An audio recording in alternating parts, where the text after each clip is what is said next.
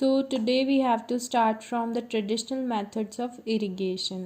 Irrigation की कुछ traditional methods होती हैं और कुछ modern methods होती हैं. तो उसमें से हम पहले पढ़ेंगे ट्रेडिशनल मेथड, यानी जो हाथ से की जाती हैं, मतलब जिनमें मशीन्स यूज़ नहीं होती हैं. इन दीज मेथड्स कैटल और ह्यूमन लेबर इज़ यूज्ड, यानी इसमें कैटल्स या तो गाय बैल इन सब को यूज़ किया जाता है या फिर ह्यूमन लेबर यानी ह्यूमंस को यूज़ किया जाता है. Hence these methods are cheaper, यानी ये बहुत सस्ती होती हैं लेकिन एफिशिएंट नहीं होती, मतलब इनसे इतना अच्छा काम नहीं होता है जितना अच्छा हम मशीन्स के थ्रू करवा लेते हैं. The different traditional methods are moat, chain pump, rahat and dhekli. ये 4 टाइप्स ऑफ ट्रेडिशनल मेथड्स हैं इरिगेशन के जो जनरली गाँव में यूज़ की जाती है, कुछ पार्ट्स ऑफ इंडिया में यूज़ की जाती है. तो कौन कौन से? एक तो मोट है, चेन पंप है, राहोत है और देख लिए. देखो ये जो मोट है इसमें ये लोग सीधा मटके से पानी डाल रहे हैं. चेन पंप में इन्होंने एक ऐसा हैंड पंप के थ्रू वहाँ पे ऐसा कुछ स्लैब टाइप लगा दिया है जिसके थ्रू वो पानी सारे खेत में जा रहा है. राहत में क्या हो रहा है कि जो गाय है या बैल है वो उसको घुमा रहा है, एक रॉड टाइप है उसको घुमा रहा है जिसकी वजह से पानी पंप आउट हो रहा है. और ये ढेकली में जो बाल्टी है उसको ऐसा बांध दिया गया है जिससे वो प्रेशर से बाहर निकलती है तो वो इजीली बाहर पानी चला जाता है. बट ये इसमें बहुत ज़्यादा मेहनत लगती है इसलिए इतना इफ़ेक्टिव नहीं होता है. अब some of the modern irrigation methods are as follows. अब जो मॉडर्न इरिगेशन मेथड्स होती हैं जो आजकल हम लोग यूज़ करते हैं, some of the modern irrigation methods are as follows. Sprinkler system सबसे पहला होता है. स्प्रिंकलर सिस्टम ये तो मुझे लगता है सभी ने देखा होगा. स्प्रिंकलर सिस्टम में पाइप्स लगा देते हैं और उसमें से ऐसा फव्वारा टाइप जो छूटता है और फिर उधर से जब पानी को पंप करते हैं तो उसमें से पानी उस छोटे छोटे छेदों में से निकलता है बाहर स्प्रिंकल टाइप में, और ऐसे सारे प्लांट्स को पानी पहुंच जाता है. तो वो ना ज़्यादा एक्सेस में होता है ना ज़्यादा कम में होता है, वो बराबर होता है. This is a method by which water is sprinkled over. Sprinkle का मतलब ध्यान रखो छींटना. पानी को बिल्कुल डालना नहीं है खेतों में, छींटना है सिर्फ. Sprinkled over field bye rotating sprinklers. The water flows to main pipe and then to small pipes with the help of pump. This method is good for uneven lands, land with less availability of water and sandy regions.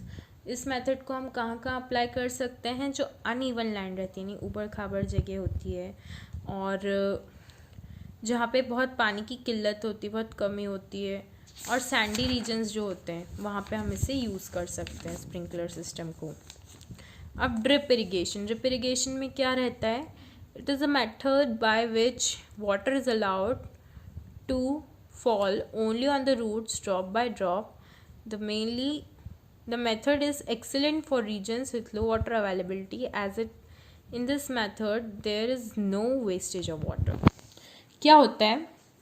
Drip irrigation में ऐसा pipe लगा देते हैं वो सीधा मतलब roots के पास में, और क्या होता है कि सीधा जितना पानी रूट्स को चाहिए रहता है उतना उनमें पहुंच जाता है, मतलब ज़्यादा नहीं होता है, एक्सेस पानी नहीं होता. और क्या होता है इसमें पानी का यूसेज भी कम होता है. तो जहाँ पे बहुत पानी की कमी होती है ना वहाँ उन एरियो के लिए बहुत बेनिफिशियल होता है ड्रिप इरिगेशन सिस्टम. अब वीडिंग. ये जो वीडिंग है ये टॉपिक थोड़ा बड़ा है, देखते हैं इस वीडियो में आता है कि नहीं, वरना हम नेक्स्ट वीडियो में भी इसे कंटिन्यू कर सकते हैं. Weeds are unwanted and uncultivated plants that grow along with the crop plants. अब क्या होते हैं, कुछ प्लांट्स ऐसे रहते हैं जो कि बिना ग्रो किए ही उग जाते हैं, जिनको हमें उनके बीजे ला के डालने की कोई ज़रूरत नहीं होती, वो अपने आप ही उग जाते हैं प्लांट्स के साथ साथ. तो उन्हें हम वीड्स कहते हैं. जैसे गाजर घास वगैरह होती है ना, खेतों में उग जाती है, फिर उनको उखाड़ के फेंकनी पड़ती है, उनको वीड्स बोलते हैं. अनवांटेड प्लांट्स होते हैं वो बिल्कुल. These weeds are not grown by farmer. इन्हें ग्रो नहीं किया जाता, वो अपने आप उग जाते हैं. और इनके क्या क्या एग्जाम्पल्स है? एमेरंथस यानी चौलाई, आपने कभी नाम सुने हो इनके तो. चीनोपोडियम यानी बथुआ, एंड वाइल्ड ओट यानी जवी। ये जो हिंदी में नाम दे रखे हैं शायद आप में से किसी ने सुन रखे हो। The process of removing weeds from a field is called weeding. और उस वीड को रिमूव करने की प्रोसेस को क्या कहते हैं? वीडिंग कहते हैं।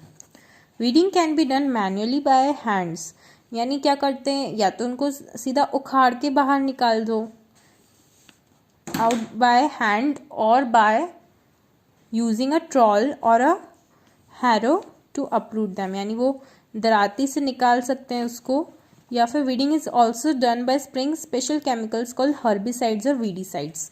और क्या होता है कि या तो अगर हम मैन्युअली उसे नहीं निकाल पा रहे हैं तो कुछ इनके कीटनाशक होते हैं, जो जैसे कीटनाशक होते हैं ना, वैसे वीडिसाइड्स भी होते हैं, उनको उसमें डाल देने से वो अपने आप मर जाते हैं स्प्रे करके। दे destroy the weeds but do not affect the main crop. और मेन क्रॉप को कोई दिक्कत नहीं देते हैं, सिर्फ वीड्स के ऊपर ही डालते हैं उन्हें, और वीड्स उससे मर जाते हैं। Some common weedicides are dalapon, metolachlor and simazine. तो ये कुछ कॉमन वीडिसाइड्स होते हैं। क्रॉप्स आर ईटन और डैमेज बाय लार्ज एनिमल्स, यानी जो क्रॉप्स होते हैं वो बहुत सारे एनिमल्स के द्वारा मतलब या तो वो लोग खा जाते हैं या फिर उस पर चढ़ जाते हैं तो वो टूट जाते हैं या दब जाते हैं, जैसे कि काउज, गोट्स और birds. Small animals such as mice and rats and insects such as locusts, weevils and termites. This can result in destruction of crops under cultivation. जब खेत में फसल डाली जाती है तो जब वो उगती रहती है तो बहुत से या तो गाय वगैरह उसमें चढ़ जाती है तो वो दब जाता है, इंसेक्ट्स उसे ख़राब कर देते हैं, और बर्ड्स उस मतलब कीड़े खाने के चक्कर में उसको भी खा जाते हैं।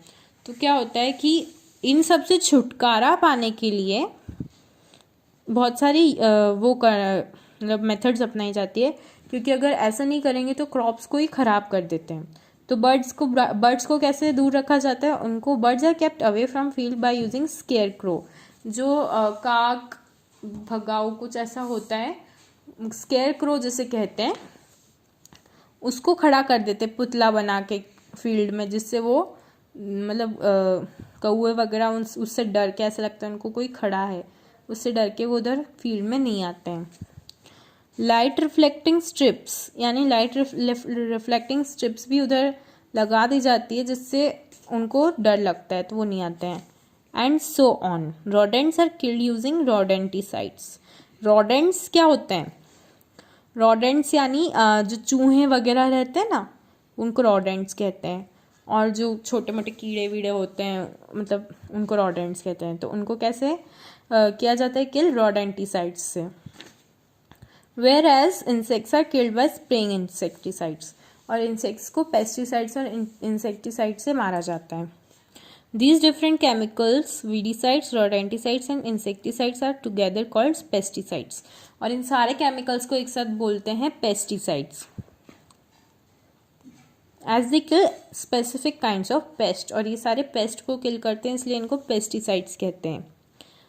Pesticides are harmful chemicals. और ये chemicals बहुत harmful होते हैं. ये सॉइल को भी ख़राब कर सकते हैं, वाटर को भी ख़राब कर सकते हैं और एयर को भी पोल्यूट कर सकते हैं, और हमारी हेल्थ के लिए भी ये बहुत ख़राब रहता है। Hence pesticide should be use sparingly, यानी बहुत कम अमाउंट में से यूज़ किया जाता है, बहुत कम अमाउंट में और बहुत ही कम बार। Certain plant products are effective in controlling some insect pest. Such products are not harmful and can be use to reduce use of pesticides. और इनके जगह पे कुछ ऐसे प्लांट प्रोडक्ट्स होते हैं जो इन लोगों को कंट्रोल करने में हेल्प करते हैं, तो उनकी जगह अगर हम वो यूज़ करते हैं प्लांट प्रोडक्ट्स तो वो हमारे प्लांट को हार्म भी नहीं करते हैं। Certain insects like ladybird feed on pest insects and can be use to control pest. जैसे लेडी बर्ड देखी होगी आपने, रेड कलर की रहती है, उस पर ब्लैक कलर के डॉट्स रहते हैं। उसको अगर हम हमारे क्रॉप्स पे छोड़ देंगे तो वो सारे कीड़े को खा जाती है और वो हमारी पत्तियों को भी ख़राब नहीं करती, तो वो पेस्टिसाइड से बेटर ऑप्शन होता है। अब हार्वेस्टिंग, थ्रेशिंग एंड विनोइंग अब हम लोग दूसरे लेक्चर में पढ़ेंगे।